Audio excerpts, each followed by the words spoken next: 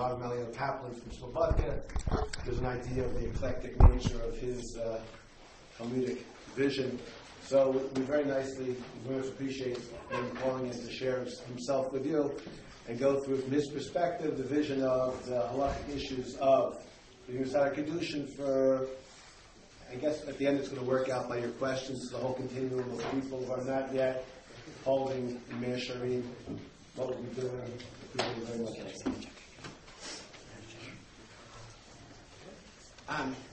First of all, I had, to be honest with you, the conflicting descriptions of the topic for today. So, what I just found out as I walked, it was not exactly what I heard on Friday. So I'll try to cover both bases. And you're free to ask any question you want, any topic you want, which might be more fun. But that's up to you. The topic which I was asked on Friday to speak about is about where one member of a couple is either non-observant or non-orthodox, not Jewish. What do you do? The topic I was asking about today is what to do when a couple is non-observant and they want to get married. So those are two separate things, two separate issues, of course, even though they're connected. But I want to begin with very interesting Rav Yitzchak Ponovich. This is a bunch of Yitzchak Yitzchak. Rav Yitzchak Ponovich was one of the great Talmidei Chachamim of the turn of the 19th and 20th century. He was obviously, as you can guess, the Roman Ponovich. Before that, he was the Rosh Yeshiva in Slobodka. It was a very big London, and his Tshuva Sefer is usually used for the Lomdus more than for the Psukim that he has. So in this area, there's an interesting Shiur which was asked him, and the Shiur was asked by a case, and it was asked by the Rav, I assume, but he had a case in Skila of a Jewish man who married a non-Jewish woman, so to speak, and they had a child. And the father wants the child to have a bris milah. And the kid is obviously, from a halachic perspective, not Jewish. So the shaila is there any tzad to allow bris milah in this case? Rav Yitzchak Ponovich actually says, fascinatingly enough, he says there is a chiyuv bris milah. The reason why there's a chiyuv bris milah is because he demonstrates that the child of this union is the eved of the father. He's owned by the father. And since he's owned by the father, so therefore, just to have a chiyuv and milah savodim. So therefore, there's a chiyuv to be mal the child as a result of that abdus situation. And he says it's probably not good public policy to do it, but nevertheless, in theory, there's an obligation to actually be mal the child. So I find that fascinating because there's for many reasons, of course, but one of the reasons is that there are affinities which we are not necessarily aware of, even in cases where you would think that there should be no affinity whatsoever. And therefore one has to be very, very sensitive in situations where one encounters different levels of observance and even Jewish and non-Jewish relationships. But the question is, how do we deal with them in terms of practice? As many years ago I learned in Shalvim. And the Rosh Yeshiva Shalvim, Meir Schlesinger, told us that there was a couple in a neighboring kibbutz, Mishmari Alon, which is a secular kibbutz, who told him they're willing to keep Taras HaMishpacha on the Raisas, but not on the Rabbanos. So he asked Shlomo Zalman, who was his Rebbe, Shlomo Zalman Rebbe, if he's allowed to teach them the Raisas without the Rabbanos. So Shlomo Zalman said that this is not permissible. He said we have only one Torah, we don't distinguish between the Raisas and the Rabbanans, and therefore you can't teach them the Raisas without the However, that being said, it is you can teach that certain things are the Raisa and certain things are the Rabbanan. You can't say leave off the Rabbanans. That's important to know. In fact, it's also Rabbi Nassim, which talks about, specifically says that whenever you teach something is the Rabbanan, you have to say that thing is the Rabbanan. There's the case of Rabbi Nassim right at the beginning, it talks about Adam and Chava, and why Chava was nichshal, because Adam didn't tell her that it was his tzivoy not to touch the tree. It wasn't HaKadosh Baruch Hu's tzivoy not to touch the tree, and therefore, as a result, she didn't realize that, and she touched the tree. She saw there's nothing wrong with that, and then she went on, therefore, to eat from the tree. So one does have an obligation to explain what are the rises and what are the rabbanos. That is important. The question is how exactly then you approach a situation where you have somebody who's recalcitrant and doesn't want to keep Taras Mishpacha, or how do you deal with case, thanks to the topic as on Friday correctly, where one of the people involved is not Jewish? How do you deal with the situation? So I want to first deal with the non-Jewish situation, if that's okay. A number of years ago, not so long ago, there was a big scandal here in Monsey, because there was an organization here which was headed by a certain Rosh Hashiva, who then turned out to be of questionable character. The organization he headed was the organization which had to do with being the guy and stuff. I forget the name of it. Somebody must remember. Eternal Jewish future. Eternal Jewish family. Eternal Jewish family, right? So this was a very evil organization. It's important to know. It's good that it has been obliterated off the face of the earth, because yeah, but hopefully not with the same mandate. No. I hope. Yeah, and I think they're not as successful in this way at this time. So we had here at Or Sameach, as a result of the types of shenanigans this organization would play, Talmidim would have to be Megayer 2 or 3 times, because each Gerus was considered in turn to be not from enough. So therefore, the first Gerus was considered not good enough, and then the second Gerus was not good enough, and even that didn't go sometimes as much as 3 times to go Gerus. Now, the question is, why do they have to go Gerus all of these times? And the obvious answer is because rabbis like calling other rabbis treif. So it happens, unfortunately. That's why the Gula is not here yet. And as a result, you have cases where people who are Megayer with Rabbanim, who are Orthodox Rabbanim, who were Megayer sincerely, were then compelled to go again through Gerus, because who knows who's not going to accept the Gerus down the line. And the Eternal Jewish Family's goal was actually to exclude many rabbis from being legitimate Megayerim, and only allow their rabbis to be the ones who were able to Megayer. They had a list specifically of ones who they trusted. And that was one of their goals. That was not the stated goal. The stated goal was to be Megayer the spouses of Jewish people, even though the spouses themselves are not Jewish. And the unstated goal and the unstated goal were very, very different. Now, in terms of Gerus, there's a fascinating Tzaddik.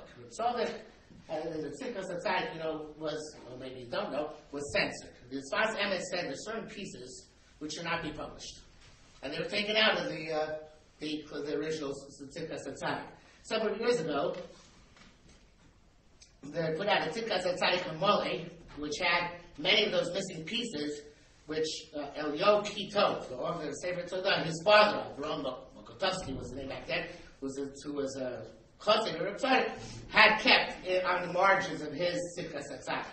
And they're all fascinating to see why they were censored out, right? Because you can tell. Like one of them is kind of tries to find the positive side of intermarriage. There are a bunch of interesting pieces there which could be very controversial. It's understandable why the Sfas Emes didn't want them published, or the world was not yet ready for them. But one of them, in Simon Nun Dalet, is about Gerus. And this issue of Gerus is, of course, an issue which has gone back for many, many years. And one of the early controversies in Gerus was created by Rabbi Goren, when he decided that all the necessary requirements for being Megayer is not Kabbalah's mitzvos, but rather just the Kabbalah to live in Eretz Yisrael. That sufficed. And therefore he was willing to Megayer women who were not, men and women who were not, had no intention of Torah mitzvahs, as long as they agreed to live in Eretz Yisrael. Now, Reb Tzadok says a fascinating thing, which is very similar to that, in that centerpiece. He says that the ikar of Gerus is Kabbalah Shem Yisrael. And he says, you don't need to be Shem Torah mitzvahs. And his raya is from Perek Lav, because in Perek Lav we speak about cases where you have people, the Gerim, who didn't know about Shabbos, didn't know about Avodah Zarah. Gerim was Megar Ben Umos. So the question is, what makes them Jewish if they don't know about Shabbos, don't know about Avodah Zarah? Is there a big nafkamina though? Because it was one standard of what a Jew was in those days. There's not one standard of what a Jew is nowadays. I'm not sure. In other words, in the Gemara, everybody, if you were Jewish, so this is what you did. So they didn't know about Shabbos, but they were going to come to know about Shabbos because every Jew kept Shabbos. But now, it is not. What is a Jew? Well, a Jew could be Reformed Jew, could be secular Jew, could be. So therefore, Kabbalah Shem Yisrael shouldn't have the same power.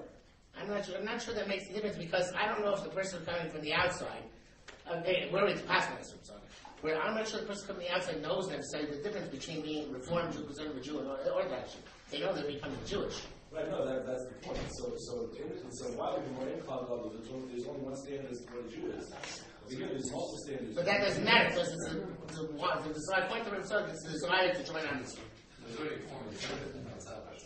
That's right. Yes. I didn't hear what was the example of Jews who didn't know about Shabbos or The Perek Lagor talks about how many korbanos a Jew has to bring. Right. A ger has to bring. If he was Megayer, and when he was Megayer, he didn't know about Shabbos, and therefore he never kept Shabbos afterwards. That's one of the big sugyas in Klal, right? So the same thing about Zarah. So now you don't have to learn the sugya that way. Let me make it clear. You can learn the sugya that he was Makabel mitzvahs, but he never actually knew what the mitzvahs were. But the way Rav Tzadok learns the sugya is that all you have to do is Makabel Shem Yisrael. I don't know if it makes a difference to that perspective, whether it's Reform, Conservative, or Orthodox. I don't think the Shem Yisrael is part of Am Yisrael, not necessarily part of any specific movement. But along with that is mitzvahs kalas, mitzvahs chamuros. But the other thing is the Kabbalah mitzvahs. Over here, there's no Kabbalah mitzvahs. So it's interesting, the Rambam, he never mentions Kabbalah mitzvahs in there. Rambam says that in the mitzvah, you tell him, mitzvahs, kalos, and chamuros, but it never says he has to be makabel. So where do we get that from? So there are other sources which say, well, he must have, if we're telling him, he must be makabel, but the Rambam doesn't say that. So the Rambam actually would be a bit of a riot to Reb Tzadok, that it's good, we should tell him the mitzvahs, but we don't end up to be, then what he has in mind does not concern us. And that's really, whether that's legitimate or not legitimate, that is, there is such an opinion, and therefore, I would say that the mitzvah of Ahavtim and Sager certainly applies to somebody who wanted to be Megayer, even if you don't like the rabbis that are Megayer with. And therefore, one has to be very careful when one deals with Gerim of that sort. And here, in this case, with this organization, they certainly were not Mekayim the mitzvah of Ahavtim and Sager. The kind of made Gerim feel very, very, very distraught, whether they were Jewish or not Jewish. So what was their status until they knew what their second or third gay was. Are you extending this principle to conservative? Yeah, you should extend it all the way then. No, I don't pass. I'm not passing. I'm sorry. I'm saying You could apply the principle. No, you need a kosher based in. You need a kosher based in. Yeah, I know you have to have 3 rabbanim who are Shomer Torah mitzvahs, right? I'm not sure how they were Megayer, but we saw the scenario is very, very difficult to understand because there it sounds like you don't even need a based in. It just goes to mikvah, but let's say for our purposes, just has to take place in front of a basement, okay? The basement has to be a basement of Yisrael. It's interesting, I was just reading over Shabbos, the story of the controversy which took place this is before many of our time and many of us present, but in Denver. The Denver controversy back in the late 70s, early 80s, where they actually, which preceded the Neman Commission and was precedent for the Neman Commission, where there was a Reform, Conservative, and Orthodox rabbis, not the right-wing Orthodox, the more ones. The Midwest has still a concept today, the traditional synagogues, which have Orthodox rabbis by no mechitzas. So the rabbis from those Orthodox, quote-unquote Orthodox shuls, and the Conservative Reform got together. They formed a joint Gerus commission, in which the actual Gerus was done by the Orthodox rabbis, but the education of the Gerim and the subsequent lifestyle of the Gerim was not necessarily done by the Orthodox. They were presented with the Reform, Conservative, and Orthodox viewpoints, but the Orthodox were not, and the Orthodox could tell them there's such a thing as Shabbos and such a thing as Kashrus when they were going to the Tefillah, but they were not allowed to ask them whether you intend to keep halachic Kashrus or intend to keep halachic Taras and Mishpacha, etc., etc. So that actually is was a arrangement had for a long time, which the Orthodox themselves finally broke up because they felt guilty that they actually were being Megayer people who had no intention of keeping Torah mitzvahs. So, what is necessary in order to be Megayer? I was, when I was many years ago, I was friendly with Dr. Schwartzman. Dr. Schwartzman wrote together with his daughter the book called The Bamboo Cradle, which was a popular book for a while, I don't know if it still is, about his daughter who they found in Taiwan, at a railroad station, and how at that time they were not observant and they had no children. And we once sat down and he gave me a long description of the process which he went through with converting her and becoming Orthodox. And just tell the story, which is not in the book. First they went to a Reform rabbi, and the rabbi said that all you have to do is sign papers, and that is, should be officially Jewish. They went to the conservative rabbi, and the conservative rabbi said just use a swimming pool and everything will be fine. And they went to an Orthodox rabbi, and the Orthodox rabbi said, I'm not going to be Megayer unless you keep the big four. What are the big four? The big four are Shabbos, Kashrus, Paras, and Mishpacha, and sending your child to a Jewish school. So that becomes that is actually the accepted position of what is required in order to do a gerus. Shabbos, Kashrus, Paras, and Mishpacha, and Jewish education. Usually it will not be Megayer somebody who lives in the hinterlands away from a Jewish kehila, even if they agree to Shabbos, Kashrus, Paras, and Mishpacha, because obviously the chinuch will not be proper in the home necessarily, and eventually things will fall off. So therefore, those are the big four. It's interesting that Rabbi Aaron Soloveitchik was once asked, this happens many, many, many times out of town, what happens if you have a child in your school whose parents had a conservative reform gerus and they're not officially Jewish? They're allowed to keep him in the school. So Rabbi Aaron Soloveitchik Paskins, I forget for which I think it was someplace in Virginia or something like that you're allowed to keep them in the school for up to, I believe, 4 years. It was 5 years. 4 or 5 years, and then if they don't not Megayer properly, you have to evict them.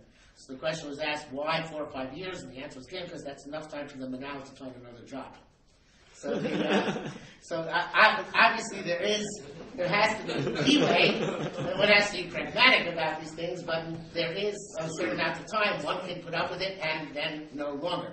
So nowadays, generally speaking, the trend is as I mentioned before, the overt purpose of the EJF is to be Megayer in a case where one spouse is not Jewish, to encourage gerus, encourage legitimate gerus, with again the big four being the bottom line, but to encourage gerus even though, technically speaking, we don't encourage gerus. We try to discourage gerus, but in cases where there is already a relationship of that sort, it's a b'diavad situation, and a b'diavad situation, as long as you can ensure that the gerus is going to be sincere, so that you're allowed to go ahead and do it. I just want to understand, if I can, the Rabbi mentioned when he began that there were different issues that he would possibly be addressing. One of them was the question of how to do a chasana when people are... Yeah, okay, so that's going to be addressed, okay, because it's going in that gerus direction. Okay. Yeah. All great, all interesting. Okay. So now the question is, let's say, again, this is talking about a case whether you can convert somebody who is not Jewish in the situation of this, I should say, encourage them to become Jewish in that situation, and the answer, generally accepted answer nowadays is yes. Now the question is, whether they've been married or whether they're engaged. I'm sorry? Whether they've had a civil marriage or not.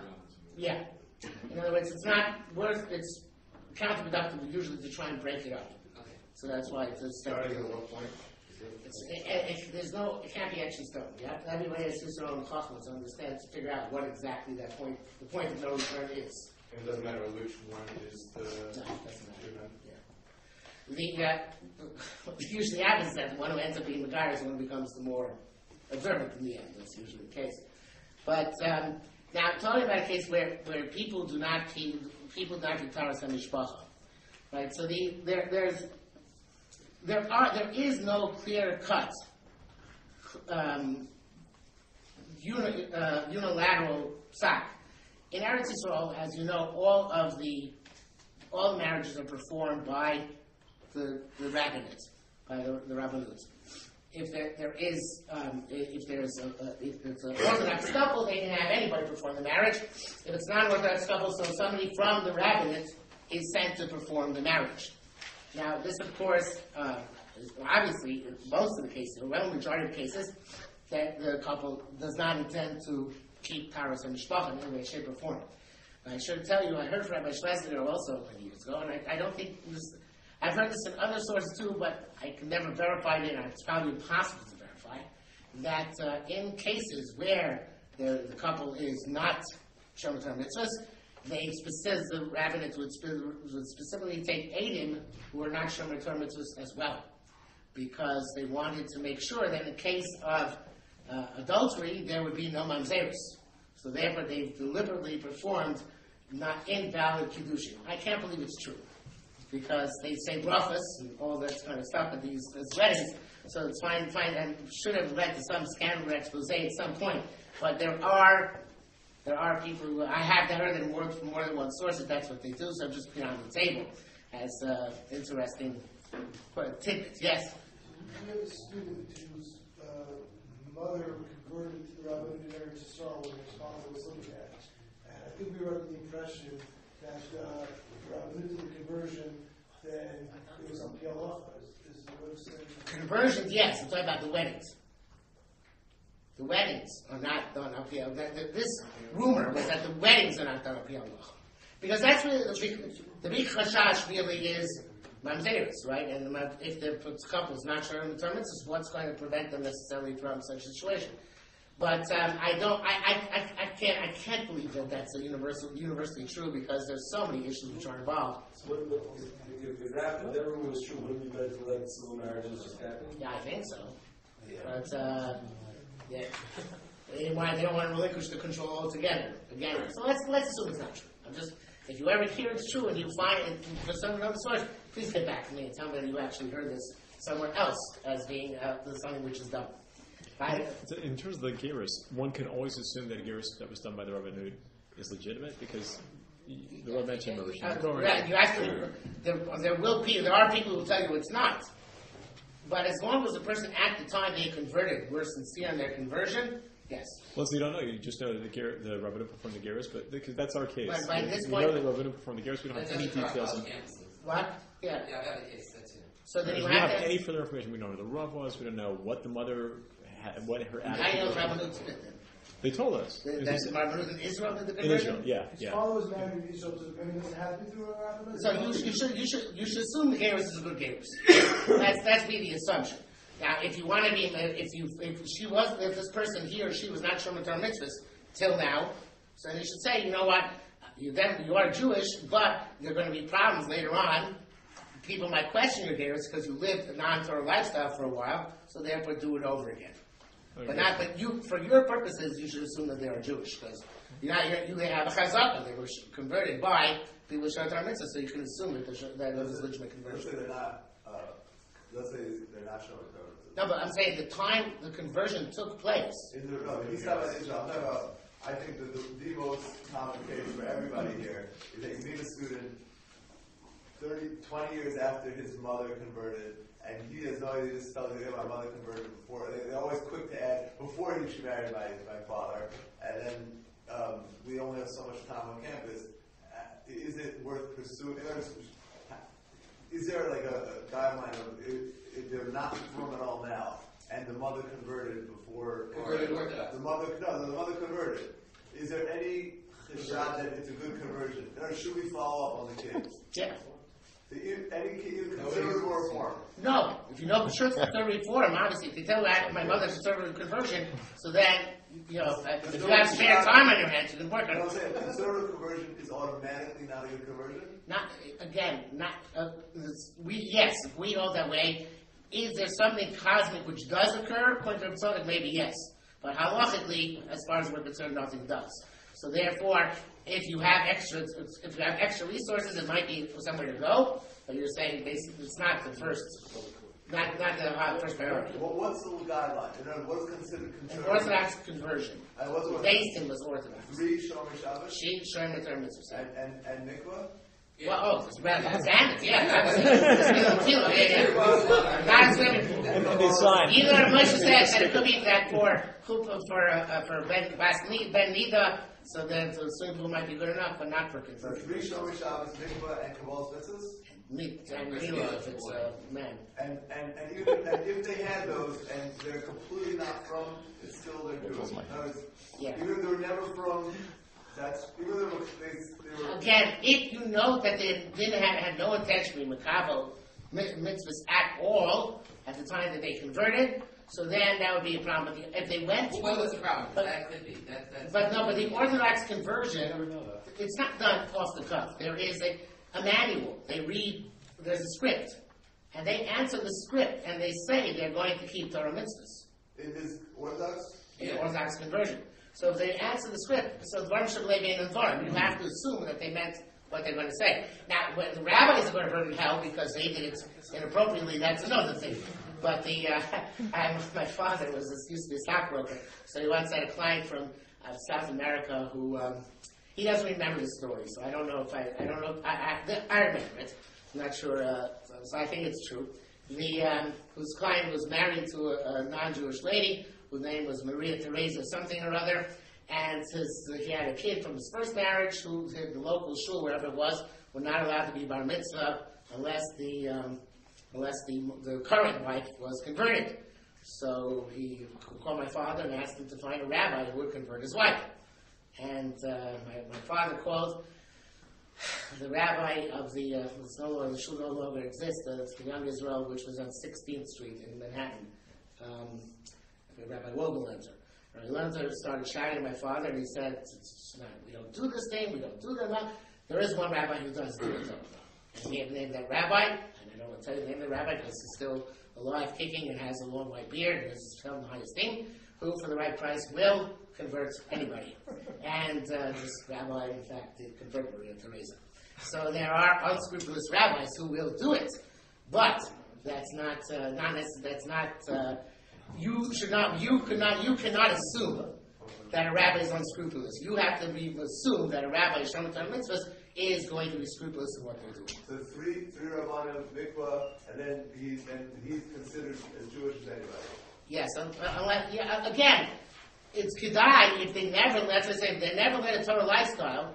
It's kedai to do another games, and you explain to them that because people will question, not because they're not Jewish, but because people will question. Well, now I'm concerned about spending time. There's only so much time. Yeah, who to spend time with. As far as you're concerned, they're fully Jewish.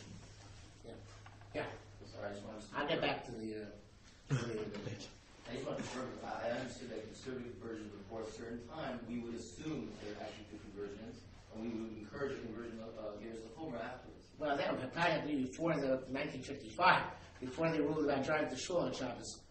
John Cohen said it was not so question in the old days. Yeah.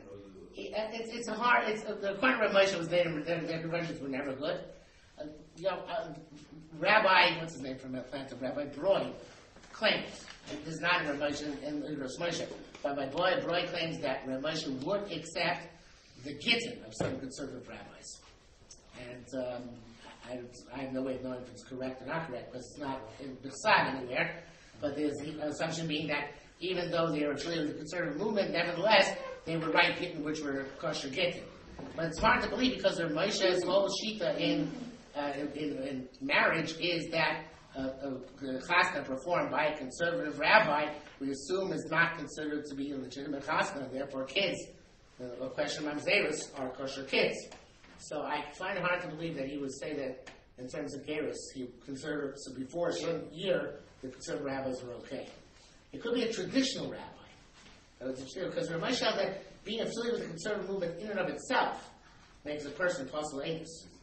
Could be somebody who's a rabbi in a shul without a pizza, but the shul itself is not affiliated with the conservative movement. Perhaps Ramesh would have said in that case that the Geras might have been a non-Geras and get a valid get. That's the case. Okay, so getting back to the case of marrying if they don't intend to be observant in any way, shape, or form. So again, the Rabbanut has set this precedent that the standard in halacha today is considered to marry them.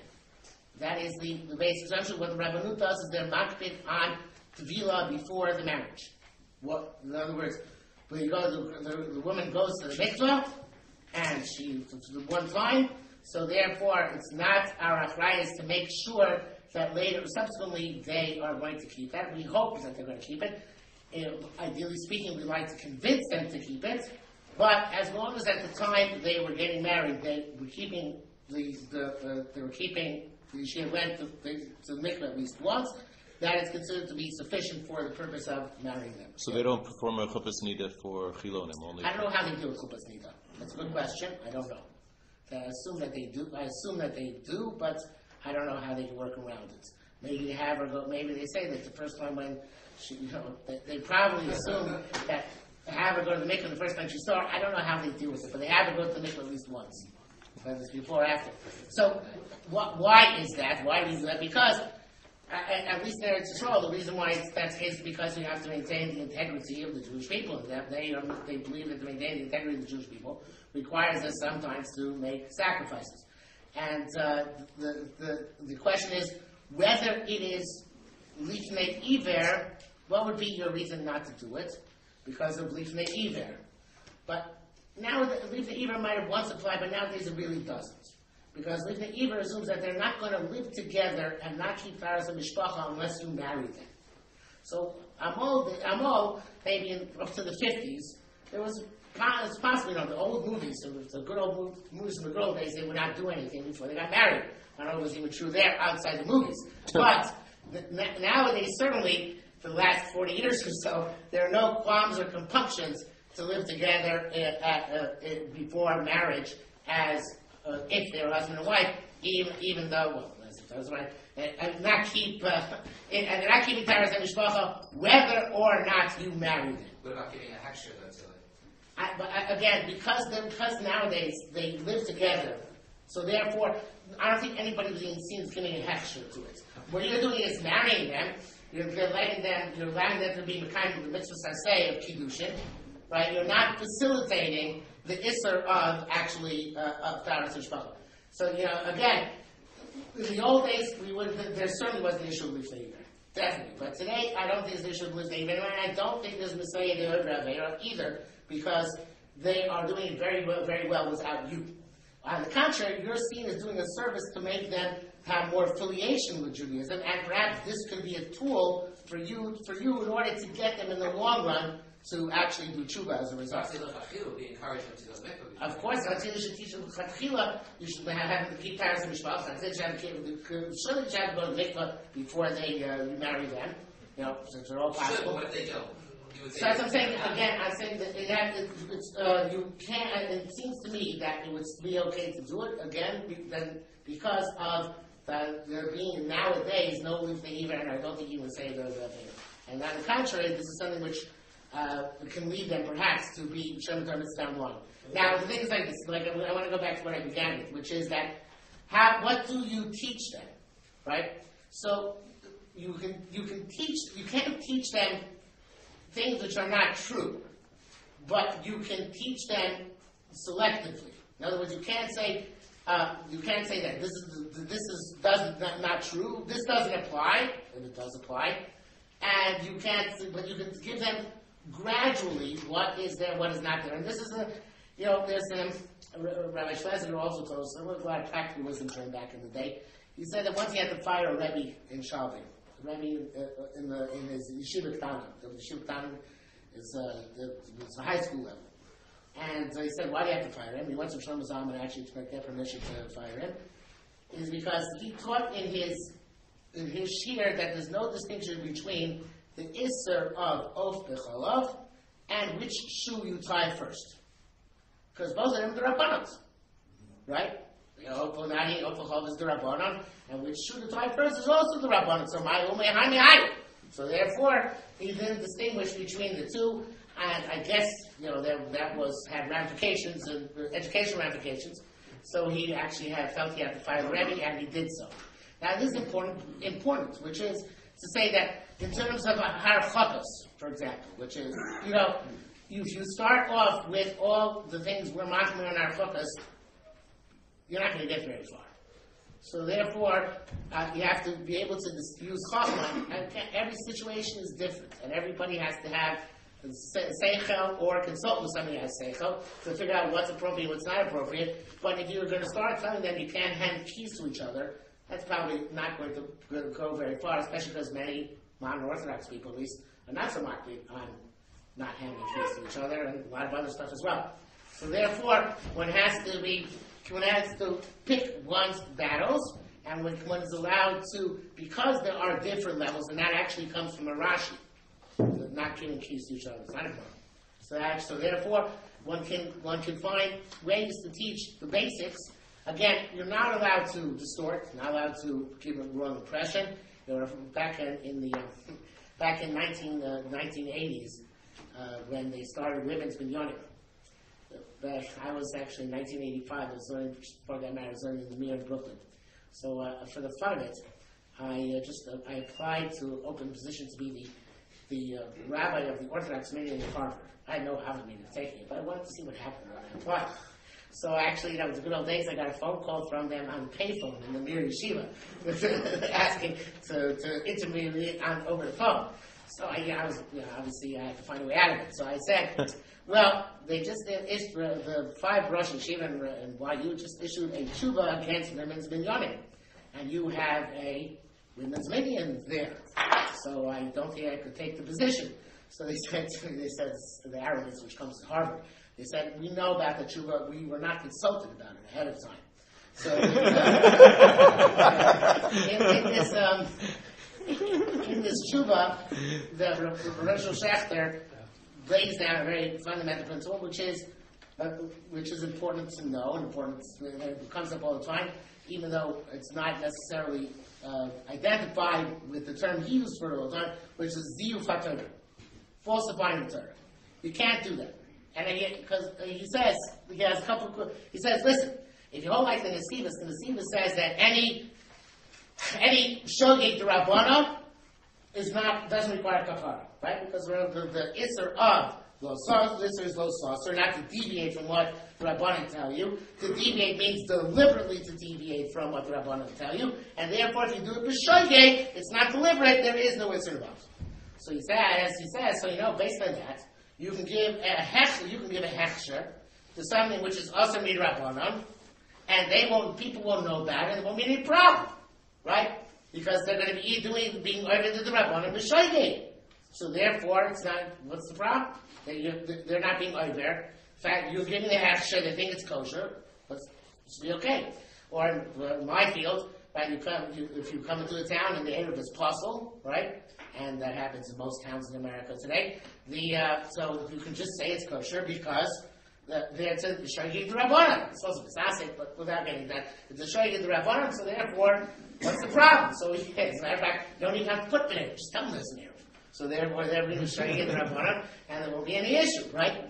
So he says it's just logical. He says you can't falsify the Torah. You can't do that. You can't say that something is true. Or purport to something is true when it's not true. You can't call something kosher when it's traced, even though they're not going to be over and avera as a result. And so he said about women's you can't set up something which you call legitimate if it's not legitimate. Even though you want to pretend, you can't pretend. You have to. It doesn't work because that's falsifying the Torah, and it brings down from the Marashal that there's a chiyuv misa on that. The form of a comment of Ches, which says that there were 2 Romans who came to learn the entire Torah, and they learned the entire Torah, and they said, the entire Torah it makes sense to us, except for this thing that Shoshei Sosh Nagach Shosh Alachim is Potter, and so the question Marshal asked in the Yom Shlomo is, why did they not just gloss over that, not tell them that? And the Marshal says, no, you can't deny what the Torah says. The Torah says it, you have to stand by it, and you have to present it, even if it's not comfortable for you. So that's certainly true, but there are ways, one other thing I wanted to say about the Rosh Hashanah actually says about the case of Erevin. He says if you come into a town and the Erev is puzzle, and again, most Erev in the United States are puzzle, then he says you don't have to make a mecha as long as the Erev is still considered to be the old rabbi's Erev. Because then, if he's the one who's going to burn in hell, because he's the one who gave the Hechsher, it's still considered to be his Erev. But the moment people started going, it's your Erev, which is about after 6 months or so. So then you have to actually declare apostle. And again, getting like Rabban Soloveitchik, his assumption that within 6 months, you'll have enough time to fix up the Erev, if you put your mind to it. I'm sorry? Get another job. Get another job, right. Actually, it's what usually happens nowadays outside the New York area is that a Rav doesn't stay in a job long enough to actually fix the Erev. They get there, they say that for the first year they're overwhelmed. For the next year they're looking for a new job. And then the revolving door means that they never got a handle on the Erev. That's what actually I've seen that several times, and it's very tragic. Yeah? I have two questions about Seder Kedushin for such couples. One, giving Sheva Brachas to non-religious family members. And two, given that they're not religious, would you particularly encourage the use of the RCA prenup in such a situation? Well, the RCA prenup, it's always good to use a prenup if you can do it. It's very, obviously in Orthodox circles it's rarely done, but for whatever reason. But yeah, it's good to have. It's not that it's going to really resolve issues. If they're not Orthodox, they're not going to care. But it doesn't hurt. They'll always use leverage. Right. Somebody will use leverage for it. So the thing, I'm not sure what you mean by Shabbat, but we have a basic premise, and again, it's I heard from Baron Salvation, but it's also, I believe Shlomo Zalman says the same thing, is that people can make brachas, and we can answer and make their brachas as long as they believe in HaKadosh Baruch Hu. They don't have to keep Torah mitzvahs in order for us to make brachas. As that matter for them to be mitzaref them to a minion. As long as Rabbi Yosef is machmir, Rabbi Yosef holds you can't be mitzaref to a minion something unless it's Shon Shabbos. But the minhag olam certainly in America, and I think even most of the Senate is not like that. The minhag is as long as somebody does believe and want and HaKadosh Baruch Hu, so we do allow them to make a quorum for a minion. And also their brachas are legitimate brachas. So if you have a relative who's not Orthodox and Sheva brachas, you can give them a bracha. Is that what you're asking? Yes. This is Rav Shlomo Zalman you're saying? Yes. Yeah. Would it also be about Birkat Hamazon? Also, Yes. With making Elokeinu and with they have to believe in God. That's the bottom line. I heard from Rav Herschel Schachter, he has to believe in what he's saying. Well, I'm not sure. I don't know that much differences. I think it's basically the same thing. It's just a different formulation, but right. So unless he's a self-declared atheist, which happens, I guess, occasionally, but then he probably won't want to make the bracha anyway. Do you have to know if you're being mitzvah to mean you have to know when to answer what, or if they're just there, they're not answering anything they said to be? In terms of being mitzvah to a minion, do they have to be able to answer anything, or if they're just there as bodies and they believe in HaKadosh Baruch Hu, they can mitzvah? The question is, let's say we're doing a minion. You don't have to answer. No, too short. You have to pay attention. You don't have to answer. Okay, fine. So we have two students who believe in HaKadosh Baruch Hu but don't really know what's going on. That's fine. They can mitzvah. Yes, as long as that. But it's almost like there's a famous Reb Chaim. Everybody knows Reb Chaim, who says that there are two types of kavanah. For the first bracha Shemona Esrei, you have to have a couple of pairs of milos. The rest of Shemona Esrei, all you have to have is just knowing that you're standing before HaKadosh Baruch Hu. So it's not davening, just being the side making a provision. That's all you have to know. You have to know that you're standing before HaKadosh Baruch Hu and you're helping out your fellow Jews. Yeah. This is a related channel about the bigger issues. We serve dinner at a lot of our programs. Is there any sort of judgment, like not to be serving things that should require washing because students aren't going to say brachas, or we could just serve whatever we think will go over best? So there's a famous machlokes, the Chazon Ish and Shlomo Zalman. The Chazon Ish, there's a story about the Chazon Ish. It's not written in this part. There's a famous story about the Chazon Ish that when Ben Gurion came to the Chazon Ish's house, so the Chazon Ish was in a quandary. What should he do? Should he put out some refreshments on the table or not? If he puts out refreshments on the table, so then you should have to ask Ben Gurion to make a bracha. But especially because he wanted to get something out of the Prime Minister, it's not becoming to ask the Prime Minister to make a bracha if he has no intention of making one. On the other hand, if he does better refreshments also, it doesn't look so good, right? So therefore, what's he going to do? So the way the legend goes is that he put refreshments on the table, both fruit, whatever it was, but out of Ben Gurion's arm reach. because he knew that Ben-Gurion, as prime minister, was not going to ask him to pass the fruit. So therefore, it was on the table, but he was not able to access it. Which is a very fascinating resolution of the problem. But Shlomo Zalman says, he says to not give a person refreshments is a chilul Hashem, and the chilul Hashem outweighs any cheshbon of a bracha. This is in the Mechon Shlomo. So therefore, if you're a situation, depends again, a situation where it's obvious that you're doing is to try and you're giving a Shabbos dinner without giving bread or something of that sort. So that is obvious that there's something going on here, and I would say according to Shlomo Zalman's guidelines, that's not a good thing to do.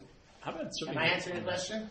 Yeah, I think so. In the case particularly is that it's a weekday dinner where we're back into class and we're giving them dinner. I get chicken or I could get, something that, whatever, sandwiches. On a weekday dinner, not to get bread because Americans don't eat bread by every meal. Yeah, that's okay. So it should be, I'm saying I'm serving meals 5 weeks in a row, the same group of people. So I was going to say, do I have to be thinking, ideally I should be avoiding You should think whatever makes the biggest Kiddush Hashem. Avoids Kiddush Hashem. That's what I was like. Yeah. No things. So let's say you could serve snacks that are parv or snacks that are, let's say, OUD. They might have eaten fleischigs.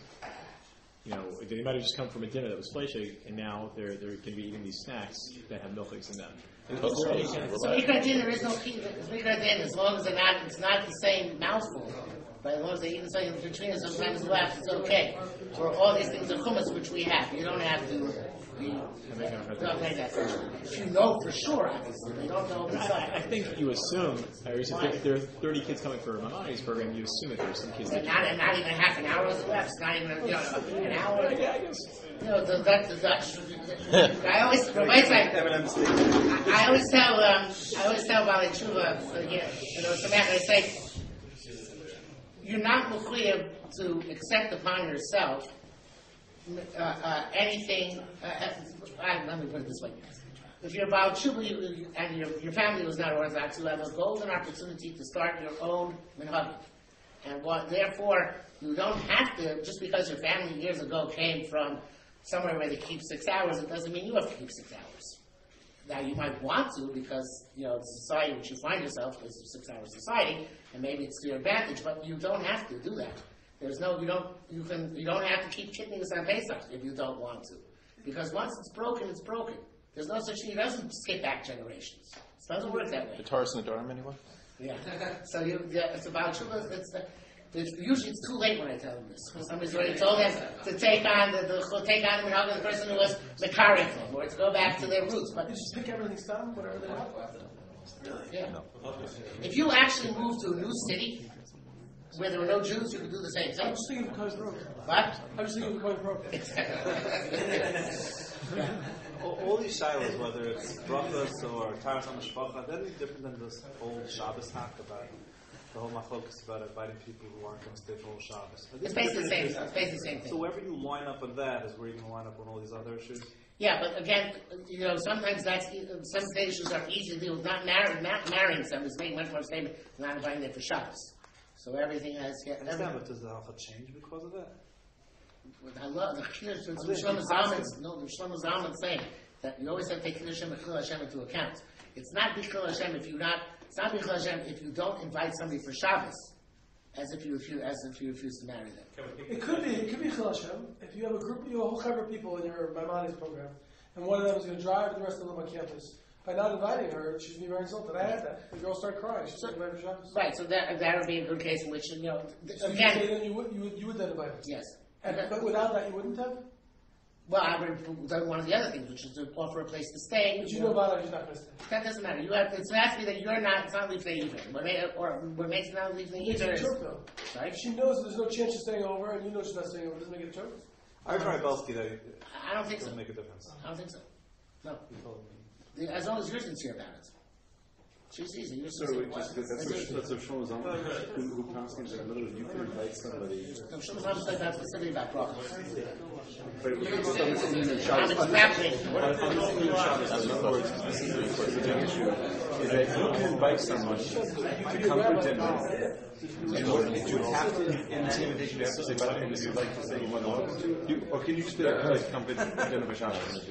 I don't think. I think that you should provide them with the opportunity to stay, because that is not what I'm saying. Based on Shlomo Zalman, is the question is at what point the Chilul Hashem issue arises. I don't think that Chilul Hashem is saying because they know you're Shomer Shabbos and I'm sure they respect it. Otherwise, they have nothing to do with you.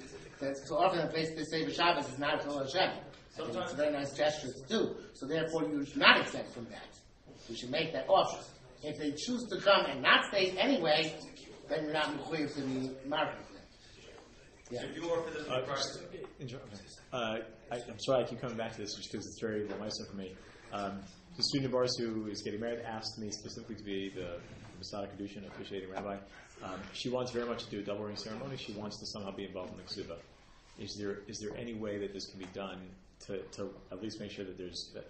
I think it would be a step towards their growth for me to be involved in the chasna. I think they would continue to see me as their rabbinic address as opposed to conservative. I was going to say at an Orthodox way.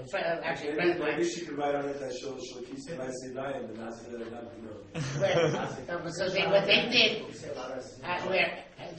and this is many years ago, Mordechai Tendler was Masada Kedushin, and what he did was, it was a very smart thing, he made the signing of the marriage license part of one of the kibbudim. Oh. And that way he had where the women signed the marriage license. So they were the 8A marriage license. Oh, okay. So somebody had asked what the question was. The question was in terms of the double ring ceremony, and also often, certainly in my case, the woman would like to be involved in ksuba somehow. Right. She sees it as somehow, I guess, reverse discrimination. So the double ring ceremony is a problem. Double ring ceremony is a problem because it changes the nature of marriage. If you do it, so what's usually done is that it's not. You don't do it in the same venue. You do it in some other venue. They give it something. She gives it in the yichud room or something like that. What's the problem? Because it makes the marriage into a bi-directional as opposed to unidirectional. It doesn't do anything if it's Of course, it doesn't do anything. It doesn't do anything, but the nature of the marriage becomes questionable then because it's not seen as a kinyan so much as the das is off. The das is of course, the problem is that Dafka wants it public. She wants, because in a secular ceremony... So she does that in Meor. Can she say something like Anila Dodiva Dodiva? Yeah, she can say something. She can say Anil Hevet. Something like that. Why not Anil Dodiva? Again, that's what we say. I see. Das Franz Joseph. So I just make something pretty. So that would be completely legitimate. If she would give him the ring, he would give her the ring and say, I remember yesterday with Rasi, that's what you said. And she would give him a ring and say, Ani Ohevat Kol Chayim, whatever, something like pretty like that, and we can make up a text, that's fine. Right. As long as it doesn't reflect on the nature of the marriage. Okay, and I don't have to make it clear that now this is a separate requirement. Just make sure no rabbis and black hats are present. So now, in terms of the ksuba, other than this, the signing of the marriage contract, is there any other way that she can be involved? Because she wants to be involved in the ksuba. Make a new document. Make a beautiful document. Can we write a both ksuba and a real ksuba? If we do a real ksuba and have him give it to her, and that be the ksuba? No, I don't know. Because then there's questions later on. Some basis. He doesn't even make another document. He doesn't even sign it. Okay, and so I can draw, let's say, the problem is the Kala wants to be inside or something. I just unclear. It's not that she wants it. It's not a problem that women aren't involved in being. No, essentially, a problem. Yeah, but she feels it's like chauvinistic that he's behind himself to her, and she. Let me see. Oh, she wants it. Rabbi side. But she's not even signing the ksuba. He's not signing. Another thing that I saw at this wedding when Mordechai Tendler was a Masada, which is fascinating, which is really true if you think about it. He announced before the Tnoim that the Tnoim is a document which gives the wife equal ownership in all the property of the marriage. And it says that. You should do the same b'shaveh b'shaveh. So the Tnoim actually, we trust that it's meaning of a ceremony, but it actually does have significance if you think about the text. So therefore, if you're in a case like this where she wants to get involved, so I would say that the ksuba you should explain to her that's an obligation of the husband to the wife, but the tnoim is a mutual agreement, and therefore the tnoim was something which they should both sign together. So can the sign wants to be done before the Kiddushin? Can we just do it? Sign done before Kiddushin. Right, that's what I'm saying. Like, can we have them walk down to the chuppah and before we start with the Kiddushin, have them do the tonight? Yeah. So that, because I think she's, in her mind, this is the ceremony. I think Once you can sign the under claim under the chuppah. chuppah. It's a beautiful thing. Okay. But there's only the ksubas that problematic because it's really him to her. It's not but the doing is an equal.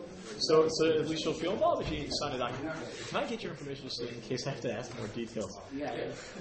I can email it out to everybody. Another thing you can say is that in halacha there's no such thing as a bilateral contract for anything. You sell a house or buy a house, the person who's selling it gives you a shtar. It says that he sold you the house.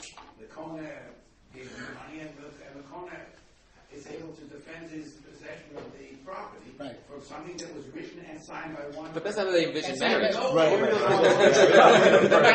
That's what makes the sign.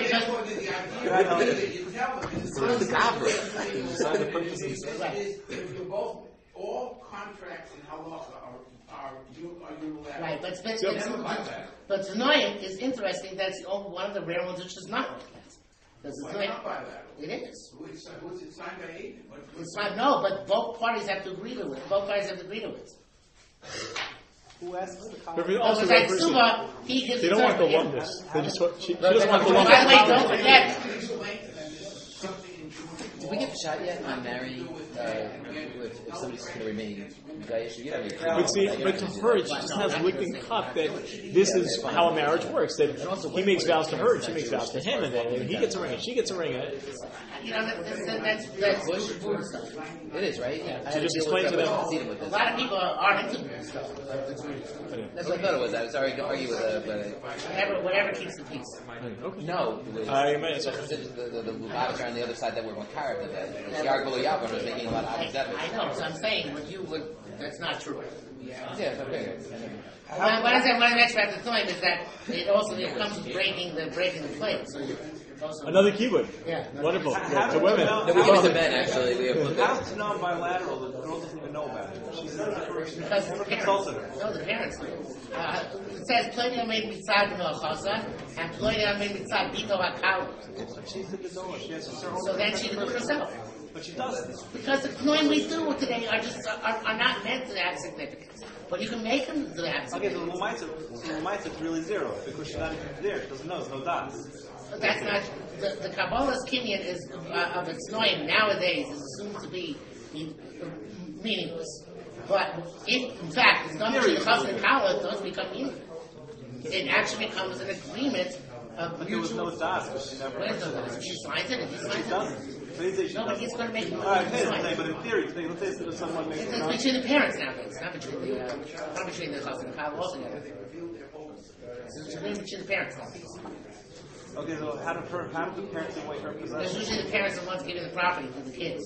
So they're saying the kids have 50-50 the property. These days, girls have their own property. How do parents equally split it? That's the questions are all very important, but you don't care about them when we do classes nowadays. But they follow a formula, and the Tanoim are not essential. But would it be nice to have them be Makabel Kinyan on the Tanaim, both the Chassan and the Kala? It would be very nice, but it's usually not convenient. It's usually not done, but you could do that, no? You're not going to go to the Kala in the middle of the Kabbalah's punishment. It's there. Can I get your No, it's information? yeah. That's where I was taught. That's where I was taught, actually, to do that. To have the Kabbalah's Kinyan. Steve asked a question about a specific area of halacha that answering the question put you in a bad light. So that happens all the time. Students ask a question about Jewish position on homosexuality, women on this, women on that. It's very hard situation to deal with. Many times the approach could be, like, don't want to talk about that in a public forum, let's talk privately or something like that. You could do that. So what's the get? What is the get here? How honest you have to be? Like, what exactly does it mean about a difficult question? So you can push. So why is it not called deceive? They ask you in public, and you avoid the question. Because you say you're really answering the question. You say it's a very sensitive subject. I don't want to talk about it in public. It's obviously a problem. Yes, that makes it clear that whatever the world thinks, you don't think the same thing. Because as far as the world is concerned, it's not a touchy subject, and it should be discussed in public. Everybody knows. You've already made it clear that that's the case. Okay, and in public, what do you say? I'm saying I'm saying about controversial issues. Basically, if a person wants an answer from you, at the end of the day, you need to express what the Torah's position is. Yeah. Usually, the Torah's position is a good position. Depends who you are. That's one of the things that there's not much. I don't give Shiur or Samantha. Rosh is very small at this point. But when it used to be, when it was larger, I gave Shiur there. So one of the things about the children found refreshing is that when I would tell them what is actually the case, not what they were told by the Shiur people.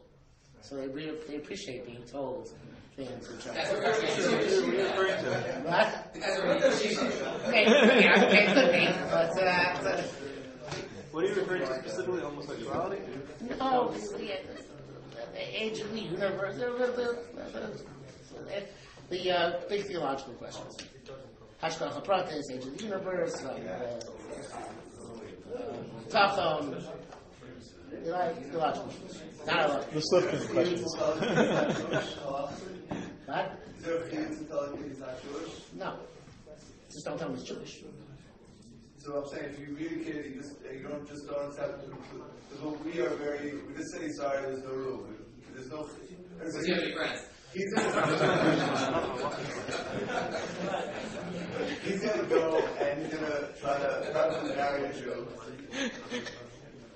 Because all of our cure that we do, we tell them as much as they can handle coming towards Yiddishkeit. We say, theoretically, we would tell them from everything towards coming from. We tell them with the reason that, but going the other way, we don't reject, we don't tell him that you're not Jewish. He is going to probably try to marry, he'll preferably marry a Jew because he thinks he's Jewish. You're not going to be able to prevent that anyway, so it's not your offense. But Orthodox rabbi says you're not Jewish. So what? We'll just go to somewhere else. So I'm saying you should know that I don't. Why? What about It's going to hate you. It's going to hate you. There's no Indian to tell him. What's that? It's kind of the doctor. I heard a Pam said that you should teach him that he's not Jewish. Only if you're actually going to do something positive with him. Just to tell him that he's not Jewish, it's negative, and it's going to hate you and it's going to bring other people down. Yeah. So you asked me for my contact information? Yeah, please. So my cell phone is 845-216. I'll send it out. Yeah, 216-1617. And my email address is YG Bechhofer. Bechhofer is 2 H's and 1 F. So it's YGBECH, another H-O, F like Frank, E-R, at gmail.com. One more time, phone. I'll send it. I'm sending it out over the list again. 845-216-1617.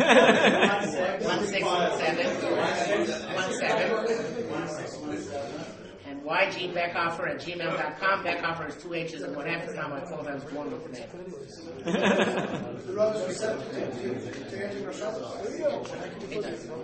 questions. Okay, thank you very much. That's your call. Thank you so much for your time.